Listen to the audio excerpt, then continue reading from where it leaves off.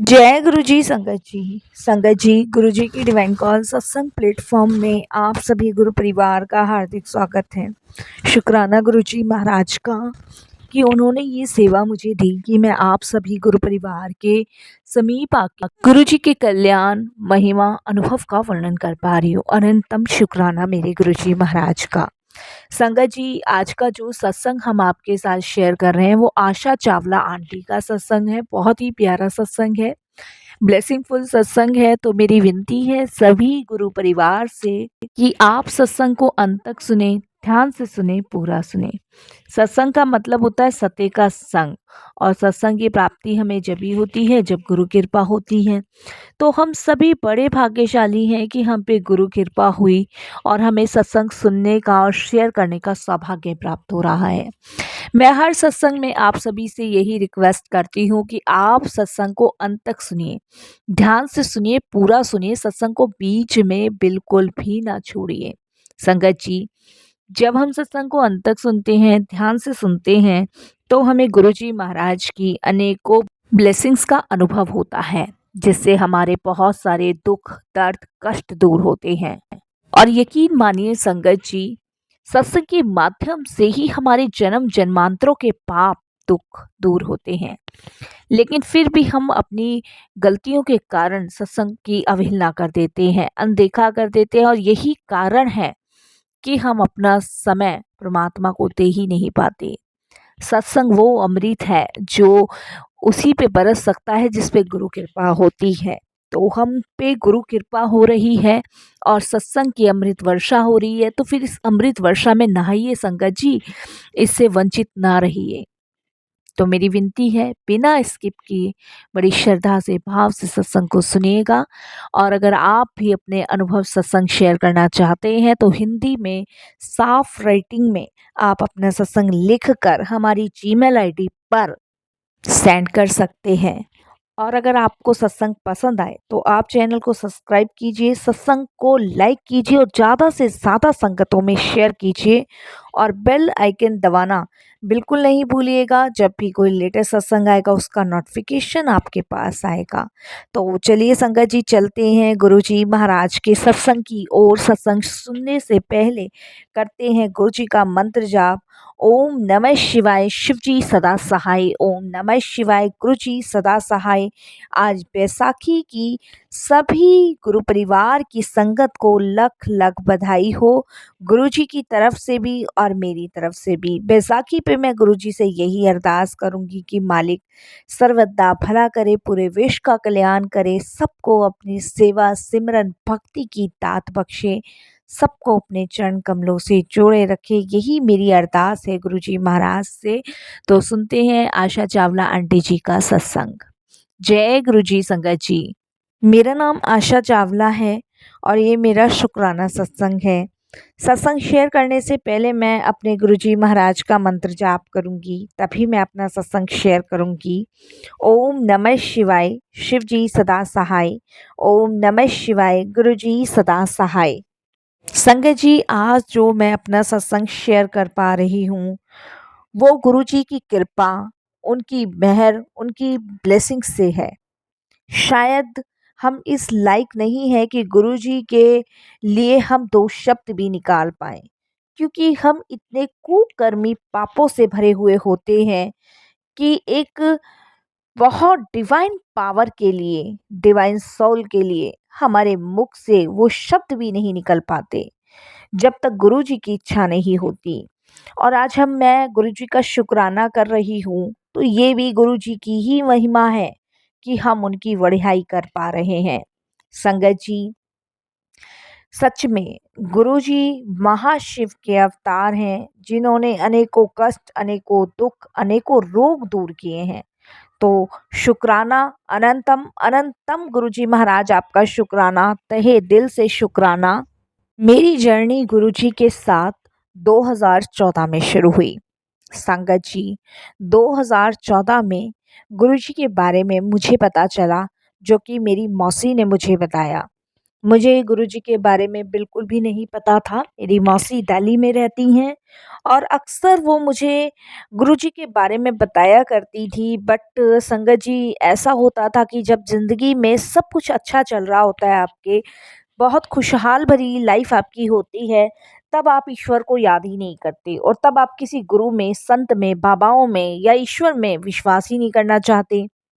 क्योंकि आपकी वो आनंदमय ज़िंदगी आपको अच्छी लगती है और आप उसी आनंदमय ज़िंदगी में खो जाते हो। हँसते हो, बोलते हो, पार्टियाँ करते हो, इधर जाते हो, उधर जाते हो। तो कुछ मेरी लाइफ़ भी ऐसी थी, मेरी लाइफ़ में सब कुछ अच्छा चल रहा था।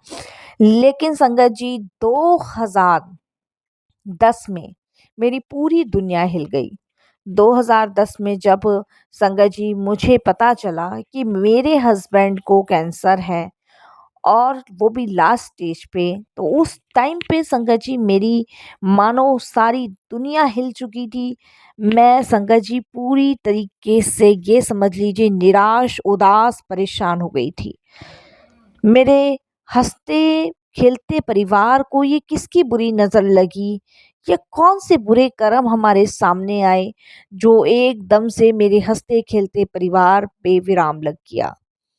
संगत जी, हम कोई ज़्यादा अच्छी फैमिली से, रिच फैमिली से बिलॉन्ग नहीं करते, मिडिल क्लास फैमिली के लोग हैं, लेकिन जो भी हमारे घर में रूखा-सूखा था, हम उससे बहुत संतुष्ट थे, खुश थे और संगत जी हमारा जीवन बहुत आनंदमय, सुखमय कट रहा था। तो ऐसा कैसे हमारे जीवन में हो सकता है? बस इन्हीं सब उलझनों में परेशान थे 2010 से। डॉक्टरों को दिखा रहे थे, ट्रीटमेंट चल रहा था। बट संगत जी, कोई भी फ़ायदा, कोई भी फ़र्क नहीं था, कुछ भी नहीं था। डॉक्टर्स का कहना था कि आप इनका घर में ही जो भी आप सेवा कर सकते हैं वो कीजिए और हम अपनी पूरी तरीके से कोशिश कर ही रहे हैं। डॉक्टर्स बहुत अच्छे थे और संगत जी उन्होंने कुछ थेरेपीज़ वग़ैरह भी बताई, जो मेरे हस्बैंड ने करवाई। और मेरे हस्बैंड तो अंदर से पूरी तरीके से टूट चुके थे, लेकिन मैंने बच्चों ने उनको हौसला दे रखा था उस टाइम पे। देखिए संगत जी, कहते हैं ना, ऐसी पहाड़ बड़ी परेशानी अगर आपके सामने आके खड़े हो जाए, तो आप सोचिए कि क्या बीत सकती है। वही उस समय हमारी कंडीशन थी। मेरे हस्बैंड के बाल नहीं रहे, आँखों के पलकों के बाल नहीं रहे, वीक हो चुके थे, बहुत वीक हो चुके थे। कुछ भी खा नहीं पाते थे क्योंकि जो भी कुछ खाते थे उल्टी हो जाती थी, कड़वा मुँह रहता था, बहुत साइड इफ़ेक्ट हो रहे थे। और ये समझ लीजिए संगत जी कि जैसे-तैसे वो बर्दाश्त कर रहे थे, एक नर्क वाली ज़िंदगी वो उस समय जी रहे थे। लेकिन ख़ैर फिर भी डॉक्टरों पे भी विश्वास था और मैंने जैसे बताया, जब हमारे जीवन में कुछ दुःख नहीं होता ना, तो हम भगवान को याद कभी करते ही नहीं हैं। वही हमारा था। लेकिन जैसे ही दुःख के बादल हमारे जीवन में आए, वैसे ही हमें ईश्वर याद आए। मैंने मंदिरों में जाना शुरू कर दिया, मैंने प्रार्थना करनी शुरू कर दी और यही कहा कि परमात्मा, मेरे परिवार में जो खुशियाँ थी उसे वापस दे दो। मेरे हस्बैंड को ठीक कर दो, जो भी इनके रोग हैं वो दूर कर दो, मेरी आपसे विनती है। मैं प्रार्थनाएँ करने लगी, व्रत करने लगी, पूजा करने लगी, लोगों से पूछने लगी, कोई उपाय बता दो। कुछ बाबाओं के पास भी जाने लगी, मैं हर काम करने लगी। संगत जी, पार्टियाँ बंद हो गई, मौज-मस्ती बंद हो गई, घूमना-फिरना बंद हो गया, सब कुछ बंद हो गया। सिर्फ़ एक कोना पकड़ के ईश्वर को याद करना मैंने शुरू कर दिया कि मेरे हस्बैंड को ठीक कर दो भगवान। संगत जी, ऐसी ज़िंदगी होती है इंसान की, स्वार्थी होता है वो।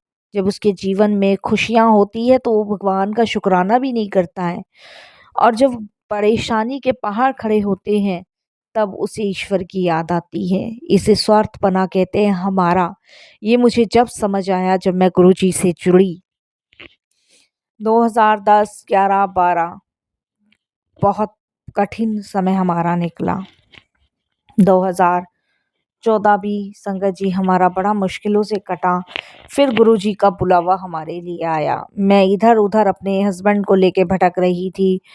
इधर से उधर, इधर से उधर, कभी दिल्ली जा रही हूँ, कभी संगत जी बॉम्बे जा रही हूँ अपनी सिस्टर के पास, कभी कहीं। मैं हर एक जगह इधर से उधर भटक रही थी। अपने हस्बैंड को लेके फाइनेंशियली भी कमज़ोर हो चुकी थी। सब कुछ लग चुका था क्योंकि हस्बैंड तो उस टाइम पे संगत जी कुछ नहीं कर रहे थे। लेकिन उस टाइम पे संगत जी मैंने स्कूल में एक जॉब पकड़ी हुई थी। मैं संस्कृत की टीचर हूँ और मैं संगत जी स्कूल भी जाती थी, अपने बच्चे को भी देखती थी और अपने हस्बैंड को भी देखती थी। मेरे लिए सारी चीज़ें टफ़ होती जा रही थी। उसके बाद संगत जी मेरी मौसी रहती हैं दिल्ली में। अक्सर उनका फ़ोन मेरे पास आ जाया करता था, लेकिन कुछ टाइम से उनका भी फ़ोन मेरे पास नहीं आया था और अचानक से संगत जी उनका फ़ोन मेरे पास आता है और वो मुझसे पूछती हैं कि आशा और कैसे परिवार में क्या चल रहा है? मैं उनके सामने संगत जी बहुत बुरी तरीके से रोती हूँ। उन्होंने मुझे बोला कि आशा क्या हुआ? मैंने अभी फ़ोन करने बंद कर दिए तो तूने मुझे बताना भी ज़रूरी नहीं समझा? जब मैंने उनको सारी चीज़ें बताई तब संगत जी उन्होंने मुझे यही कहा कि तू क्यों इधर-उधर भटक रही है? क्यों तू इधर-उधर जा रही है? तू कहीं मत भटक, कहीं इधर-उधर मत जा। तू सीधे अविनाश को लेके दिल्ली आ मेरे घर। संगत जी मौसी के घर मेरा जाना इसलिए बंद हो गया था क्योंकि उनके बहू और बेटों का व्यवहार हमारे प्रति सही नहीं था। इसीलिए वो मौसी को भी परेशान रखते थे और हमने इसीलिए वहाँ जाना छोड़ दिया था। मौसी का लगाव शुरू से मेरे से ज़्यादा था। मेरे जो पेरेंट्स थे वो बचपन में जा चुके थे, तो मुझे मौसी ने ही पाला-पोसा था और मौसी ने ही मेरी शादी करवाई थी। बट संगत जी उनके बहू-बेटों का व्यवहार मेरे प्रति बिल्कुल भी सही नहीं था, तो इसीलिए मौसी का कम मेरे पास फ़ोन करना हो गया था, मेरा उनके यहाँ जाना-आना हो गया था, ताकि उनको कोई परेशानी ना हो। लेकिन देखिए उस दिन उनका फ़ोन आया और उन्होंने मुझे गुरुजी के बारे में बोला और उन्होंने कहा तू आ जा। मैंने मौसी को बोला मौसी मैं आऊँगी, तो आप मेरे रहने का इंतज़ाम करा दो कुछ दिन के लिए। संगत जी मेरी मौसी ने मुझे एक रेंट पे कमरा लेके दिया दिल्ली में, क्योंकि संगत जी रोज़ गाज़ियाबाद से गुरुजी के दरबार जाना या 2 दिन में जाना बड़ा मुश्किल था क्योंकि बहुत ज़्यादा चार्जेस पैसे लगते और इतना मैं अफ़ोर्ड कर ही नहीं पा रही थी। मेरी मौसी ने संगत जी जिसे मैं देवी का रूप मानती हूँ, संगत जी उन्होंने मेरे रहने का सारा इंतज़ाम दिल्ली में किया क्योंकि दिल्ली से ही मेरे हस्बैंड का ट्रीटमेंट चल रहा था और मेरी मौसी ने कहा था कि तू गाज़ियाबाद से दिल्ली शिफ्ट हो जा कुछ टाइम के लिए और यहाँ तू अपने हस्बैंड का ट्रीटमेंट भी करा, यहीं पे कोई स्कूल में नौकरी ढूँढ और अपने बच्चों का यहीं एडमिशन करवा। संगत जी शायद ये मौसी नहीं चाहती थी, ये गुरुजी चाहते थे मेरी परिस्थितियों को देखते हुए। और ऐसा ही हुआ संगत जी, ऐसा ही गुरुजी ने किया। मैं किराए के मकान में शिफ्ट हुई दिल्ली में। मेरे को सहूलियत मिली, मुझे जॉब भी गुरुजी की कृपा से वहाँ मिली और संगत जी जब मैं शिफ्ट हुई, उसके 3 दिन बाद मैं पहली बार गुरुजी के बड़े मंदिर अपने हस्बैंड को लेके गई। संगत जी जहाँ पे मेरे हस्बैंड को हलवा प्रसाद, पकोड़ा प्रसाद, ब्रेड पकोड़ा प्रसाद, हलवा प्रसाद और संगत जी चाय प्रसाद मिला।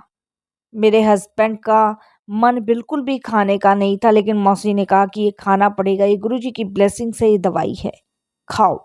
दवाई कड़वी होती है, उल्टी होगी, हो जाने दो। तुम गुरुजी के दरबार में बैठे हो, निश्चिंत होकर खाओ।